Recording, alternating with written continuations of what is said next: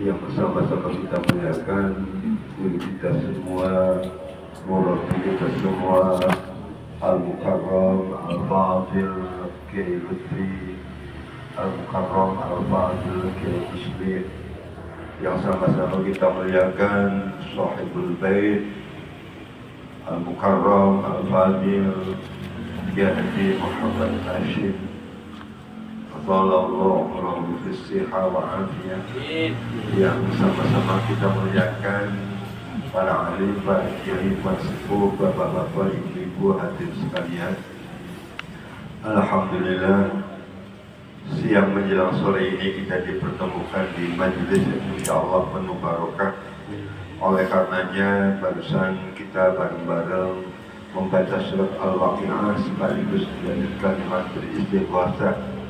Oleh karenanya kami mendoakan semoga semua yang hadir senantiasa oleh Allah dianugerahi keberkahan, dianugerahi kesehatan, dianugerahi rezeki yang berkah berlimpah, urusannya dimudahkan, dianugerahi umur yang panjang, dianugerahi ilmu yang manfaat, dianugerahi keluarga yang sakinah, dianugerahi putra-putri yang soleh solehah, dan semoga semuanya dianugerahi husnul khatimah. Kalau pikir-pikir Kang Hasim, sebetulnya hidup kita ini ternyata keinginannya satu. Apa itu? Ingin dimudahkan. Ingin dimudahkan rezekinya, ingin dimudahkan senantiasa bisa punya rumah, ingin dimudahkan punya kendaraan, ingin dimudahkan bisa bayar hutang, ingin dimudahkan bisa mendidik anak soleh-solehah, ingin dimudahkan bisa pergi haji dan umroh, dan ingin dimudahkan, semua ingin dimudahkan. Nah, ternyata gimana sih kan kiatnya agar kita hidupnya selalu dikasih kemudahan? Ternyata ada resep yang menjadikan susah, sulit, nggak bisa. Itu ternyata kenapa? Ternyata karena kitanya sendiri. Buktinya, kalau kita susah, sulit punya kendaraan, buktinya orang lain punya banyak kok yang punya. Kalau kita susah, sulit terkait maisha, berkait cari rezeki, buktinya yang lain ada bisa. Lah, apa yang menjadikan kita ketemunya susah? Apa yang menjadikan kita ketemunya sulit? Ternyata masalahnya ada di sini. Apa? Di hati. Contoh, gimana orang dagangnya pengen laris sementara suasana hatinya kecil, sementara suasana hatinya galau, sementara suasana hatinya kalem. Gimana dagangnya menjadi senang? Gak bisa. Gimana dagangnya menjadi sumringah? Gak bisa. Kenapa? Karena hati. Contoh lagi, gimana orang bekerjanya bisa baik sementara hatinya sedang diliputi kecemasan, hatinya sedang diliputi kemarahan? Gimana kerjanya akan bisa baik? Gak bisa. Dalam mendidik anak, gimana bakal kita bisa mendidik anak dengan mudah sementara hati kita diliputi dengan pergalauan, keluhan? Apa bisa? Enggak bisa. Maka ini ada resep. Gimana sih kan agar hidup itu selalu dikasih kemudahan? Pengen dikasih kemudahan? Pengen? Benar. Nah, ini resep. Resepnya diabadikan di Quran. Apa resepnya? Di Quran itu doa atau munajatnya Nabi Musa agar segala urusannya selalu dimudahkan. Apa yang diminta?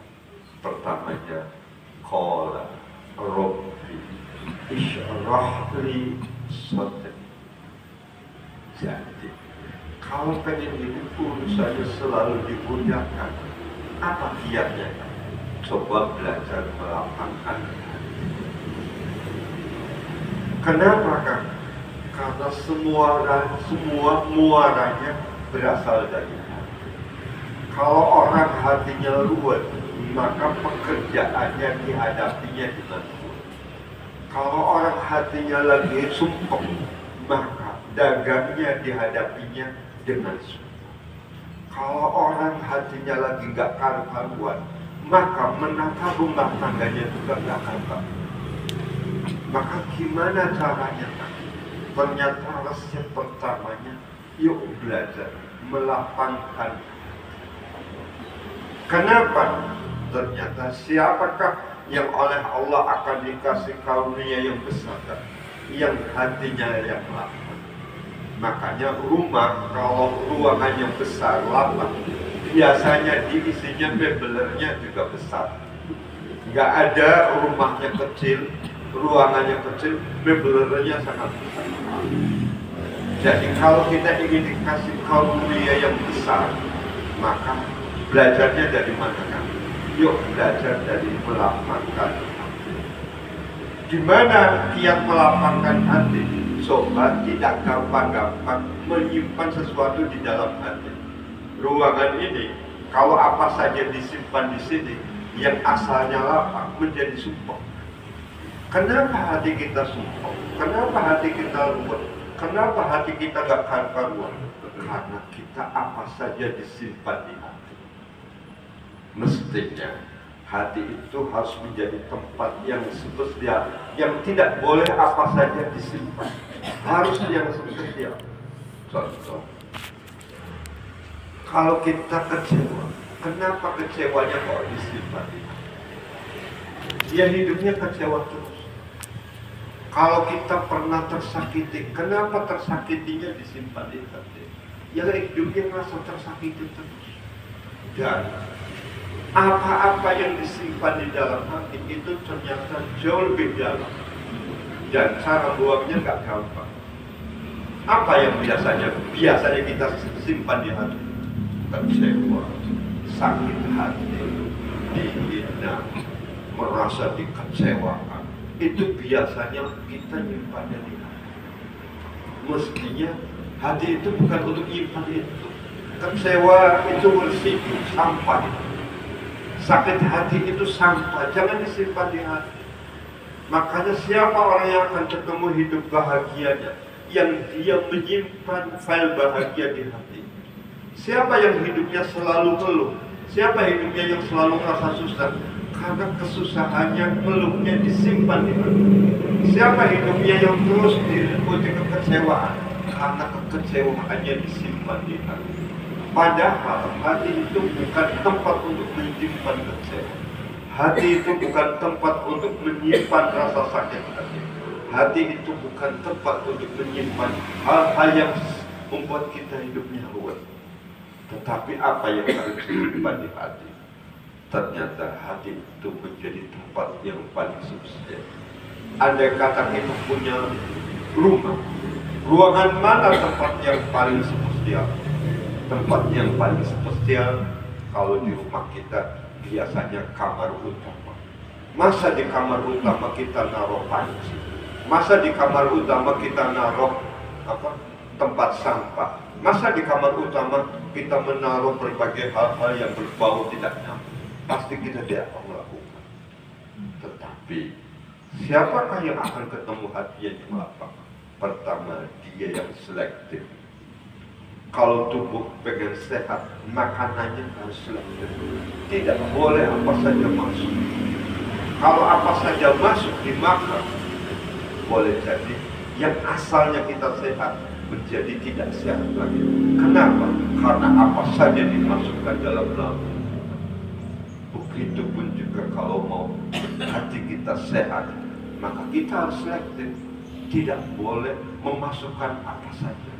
Tetapi harus dipastikan yang disimpan di hati itu yang bahagia, yang disimpan di hati itu yang nikmat.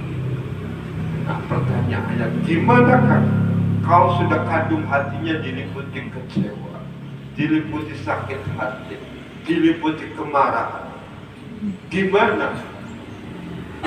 Ada cara, ada kiat. Ini pernah dilakukan oleh baginda Rasul.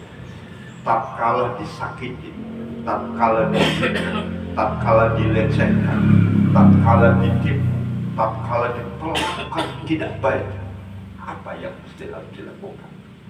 Rasulullah pernah ketika suatu saat berdakwah di Taif. Apa respon masyarakat Taif? Justru Rasulullah dilempar. Justru Rasulullah dikata-katain yang tidak baik. Justru Rasulullah bahkan sebagian juga diperlakukan tidak manusia. Tetapi apa yang dilakukan oleh Rasulullah? Ternyata ini resmi. Apa? Rasulullah tidak membalasnya dengan melakukan hal yang sama. Ketika dilemparin, Rasulullah tidak membalas dengan begitu. Ketika dikata-katain yang tidak baik, Rasulullah tidak membalasnya dengan perkataan yang tidak baik. Ketika Rasulullah bahkan dicederai, Rasulullah tidak membalasnya dengan begitu. Apa yang dilakukan oleh baginda Rasul? Ternyata ini resepnya. Manakala kita hatinya sakit, manakala kita hatinya kecewa, manakala hati kita marah, apa resepnya? Tidak ada obat yang bisa membuat hati kita yang asalnya sakit, begitu minum tablet, sakit hatinya hilang. Tidak ada. Silakan kalau nggak percaya, cari apotek dimanapun, cari obat atau tablet, obat sakit hati.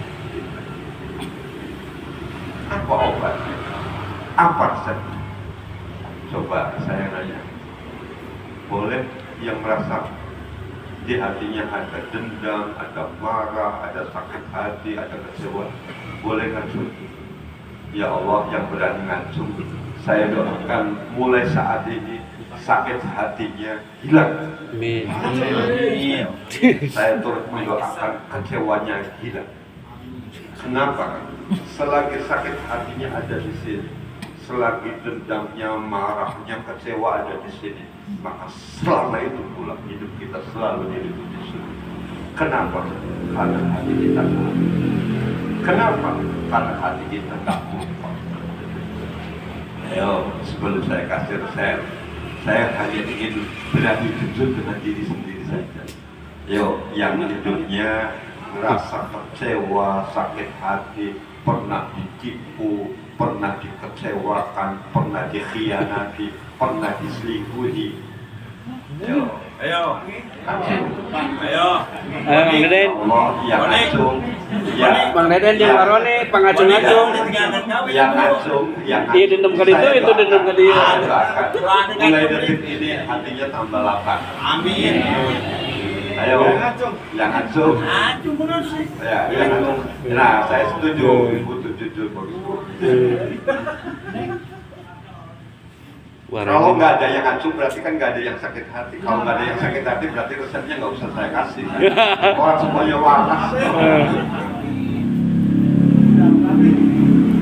Ayo sekali lagi yang berani jujur, yang hidupnya pernah sakit hati, pernah kecewa, pernah marah, silakan. Orang racung. Yang ngacung, saya doakan mulai saat ini lapang. Amin. Nah kalau nggak ada yang ngacung ya ke saya. Nih ngacung nih. Nah, sudah. Ini resepnya kan. Apa resepnya?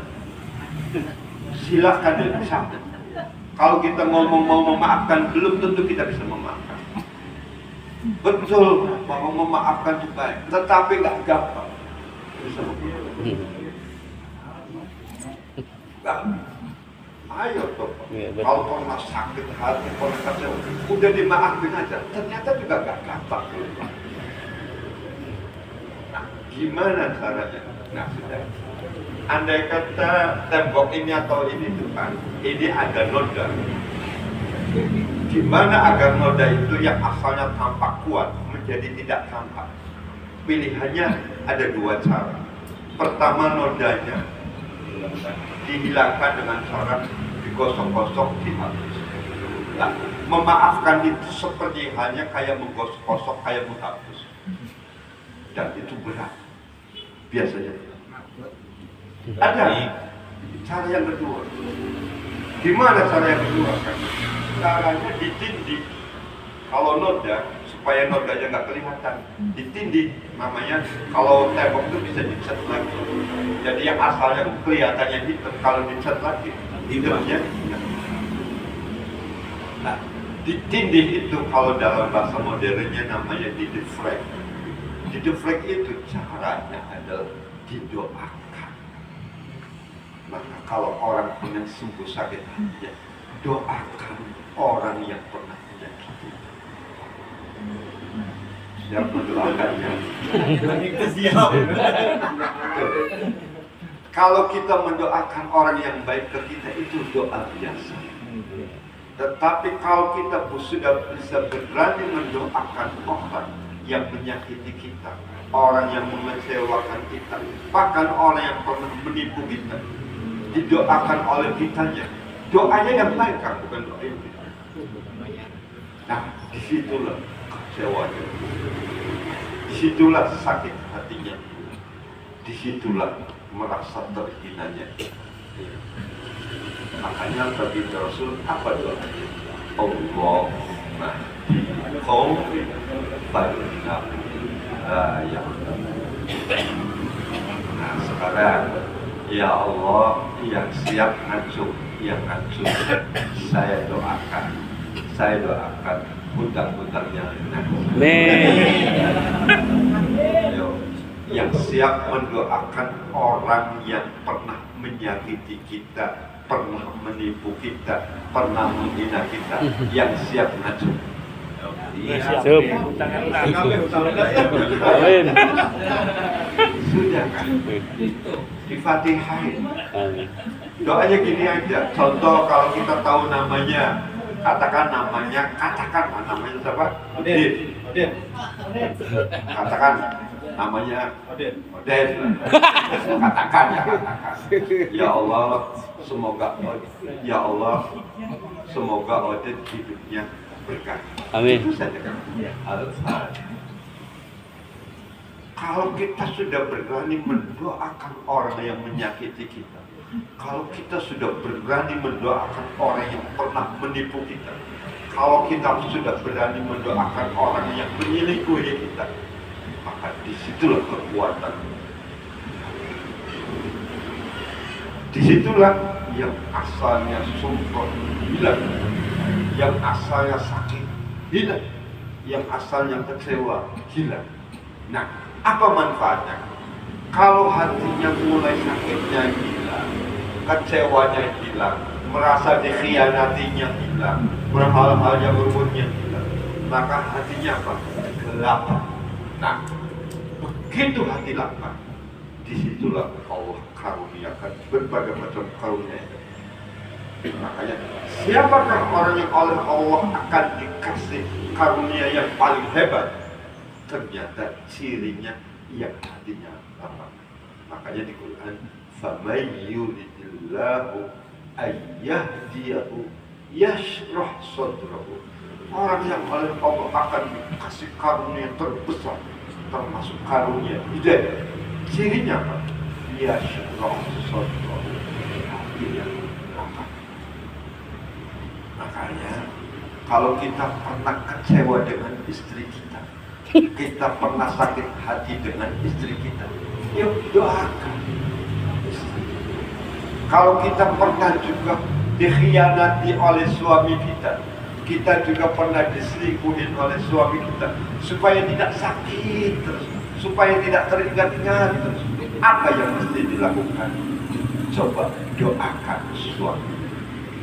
Siap mendoakannya? Siap. Siap mendoakannya? Siap. Insyaallah siap. Apa manfaatnya? Kalau hatinya lapang, disitulah kebahagiaannya muncul.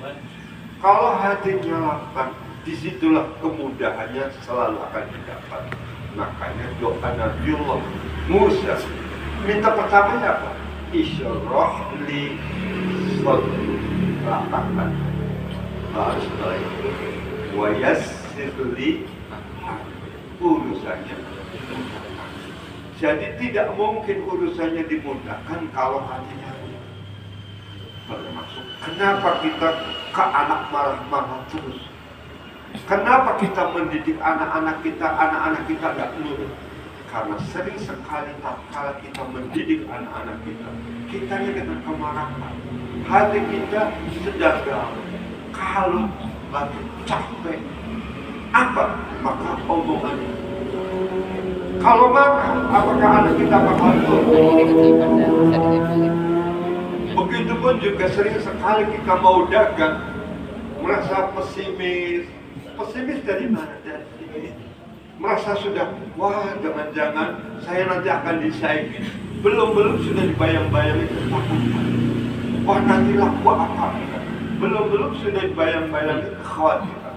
Gimana dagangnya akan maksimal? Tidak bisa. Tatkala kita bekerja, kita sudah panas. Wah nanti posisi saya bisa direbut. Ada kekhawatiran, ada kecemasan. Wah saya selalu dijelek-jelekin. Ada ketakutan-ketakutan itu. Bagaimana kita akan bekerja dengan baik? Tidak. Maka, kalau ingin terus hidupnya ditemukan kemudahan, gimana caranya? Isyarah li sadri, lapangkan hati. Gimana cara melapangkan hati? Pertama, coba belajar selektif. Apakah? Jangan apa saja disimpan kita. Dagang sepi, gak usah disimpan. Dagang rame, gak usah disimpan. Nih, baju gak nempel, begitu lepas biasa gak sakit. Tapi kulit nempel, coba dilepas, sakit. Semakin lekat, semakin tambah. Maka urusan duit gak usah disimpan di sini. Urusan duit itu di tangan saja. Karena kapan-kapan kepegang, kapan-kapan lupa. Tapi kalau terus benda asing itu disimpan di hati, pasti sakit. Saya akan contohkan bahwa benda asing gak boleh bertahan lama dalam hidup. Oke, kita makan makanan paling mahal, makanan paling enak.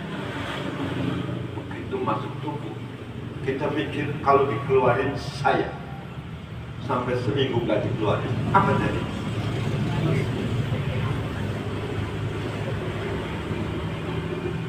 Makan, minum paling mewah, minum paling mahal.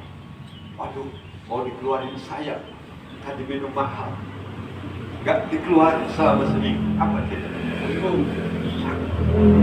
Maka setiap benda asing yang masuk di tubuh kita, pasti tubuh kita merespon untuk melakukan penolakan. Kenapa? Karena bukan tempat. Contoh, ada batu kecil nempel di mana? Gimana misalnya? Katakanlah berlian kecil nempel di mana? Di mana?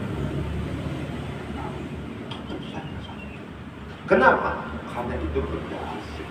Maka setiap benda asing yang masuk ke dalam tubuh kita, pasti tubuh kita meresponnya dengan tidak nyaman, meresponnya dengan sakit. Maka uang gak usah disimpan di hati.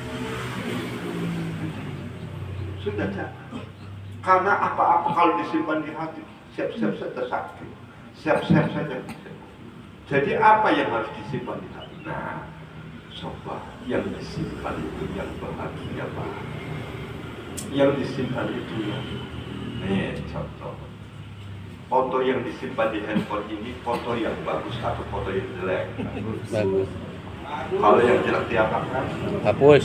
Ya sudah, hidupnya kayak gini. Yang disimpan sudah bagus, yang jelek, delete. Tapi kalau semuanya disimpan, overflow, sempit nanti memori. Penuh. Nah, kalau memorinya penuh, apa? Error. Blank. Maka kalau kita blank, kita error, jangan-jangan memorinya penuh. Gimana delete-nya? Yang jelek. Apa yang jelek? Kecewa, sakit hati, dikhianati. Itu file delete. Gimana cara delete-nya? Siap mendoakannya? Siap. Nanti cirinya kita kasih bulan depan kalau bisa di screening wajah. Ya, boleh. Mestinya nanti minggu depan kalau betul sudah mendoakan orang-orang yang pernah mengkhianati, pernah menghina, pasti wajahnya tambah subur. Kenapa? Karena kecewanya lepas, sakit hatinya lepas, dendamnya lepas. Maka yuk, hidup itu bukan untuk susah-susah, tapi Siap. yuridullah bikumul yusr. Hidup itu agar kita mendapatkan kemudahan-kemudahan. Gimana caranya? Simpel. Nih, hatinya jangan apa saja disimpan, tapi pastikan yang disimpan itu yang bagus-bagus, yang tidak bagus buang. Delete supaya begitu lama handphone ini kalau memorinya lapar, Lancar. tak panas. Tapi kalau over, ya panas, bahkan juga matot.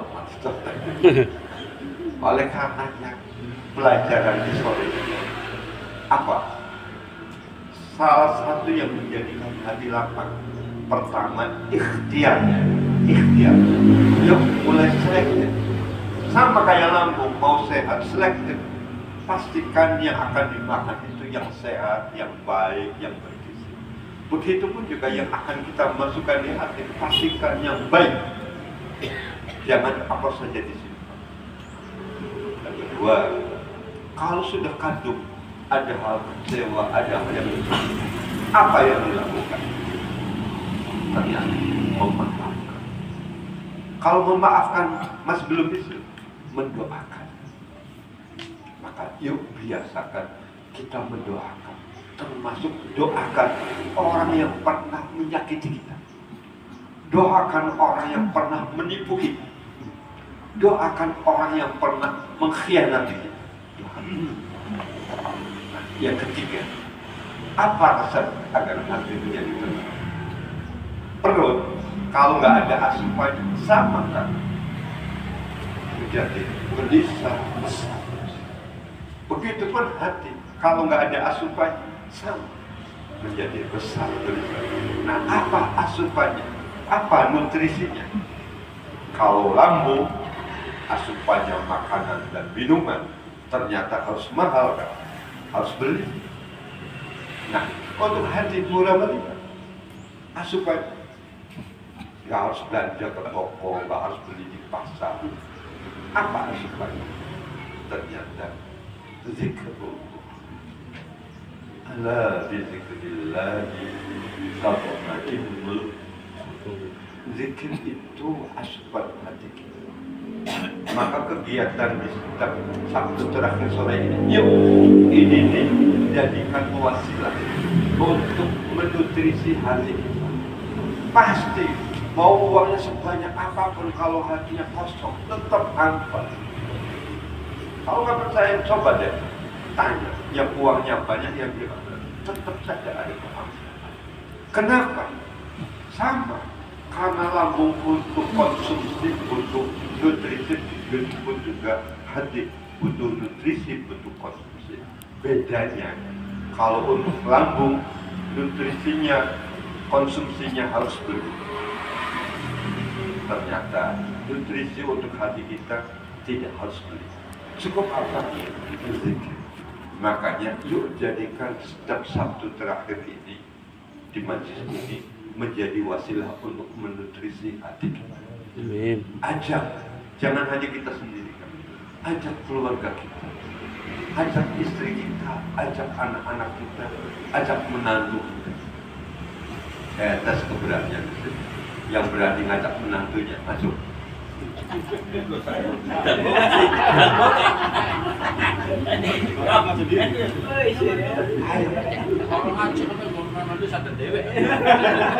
Harus sudah diajak.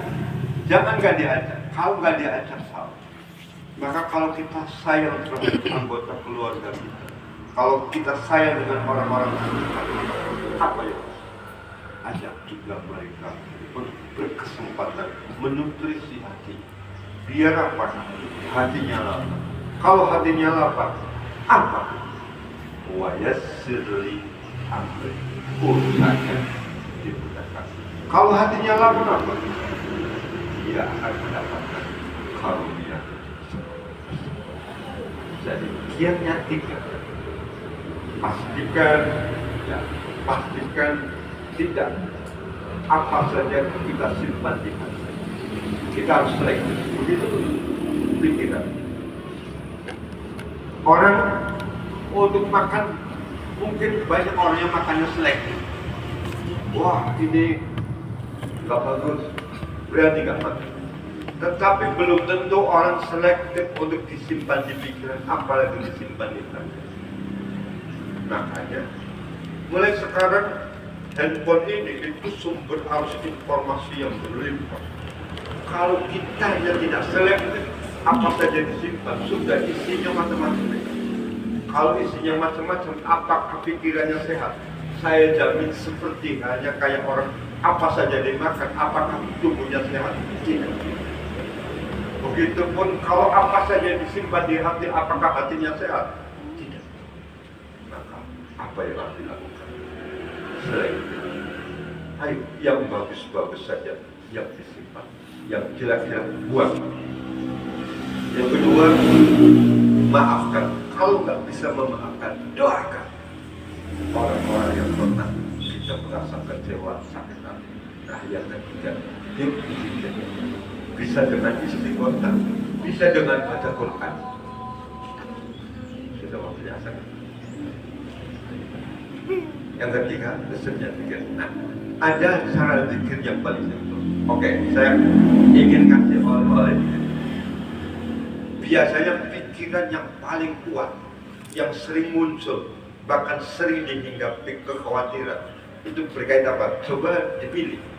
Pertama berkait rezeki, yang kedua berkait pasangan, yang ketiga berkait anak. Mana yang paling kuat? Rezeki. Ayo. Kekhawatiran berkait rezeki, kekhawatiran berkait pasangan, atau kekhawatiran berkait masa depan anak? Yang mana? Anak masa depan. Ayo, yang mana? Untuk hari ini rezeki. Besok lagi. Nah, kalau ingin kemudahan, kalau hatinya lapar, yang dagang. Yang bekerja. Yang rasanya asalnya susah nyari rezekinya menjadi mudah. Makanya pastikan lapar dulu. Nah, saya kasih resep. Gimana kan agar hatinya lapar? Ternyata ada zikiran. Apa zikiran? Zikirannya adalah cukup dengan satu kalimat magic. Apa kalimat magic itu? Alhamdulillah. Apa saja kalau dibarengi dengan alhamdulillah. Kenapa? Ayo. Dagangnya sepi, bilangnya alhamdulillah. Masih ruwet? Jadi apa saja kalau tadi dibarengi dengan kalimat magic, kalimat ajaib, maka semuanya akan selalu lapar. Maka saran saya, perbanyak zikir alhamdulillah. Contoh pulang malam tok-tok sama istrinya, gak dibuka-bukain, bilangnya Alhamdulillah. Kilir.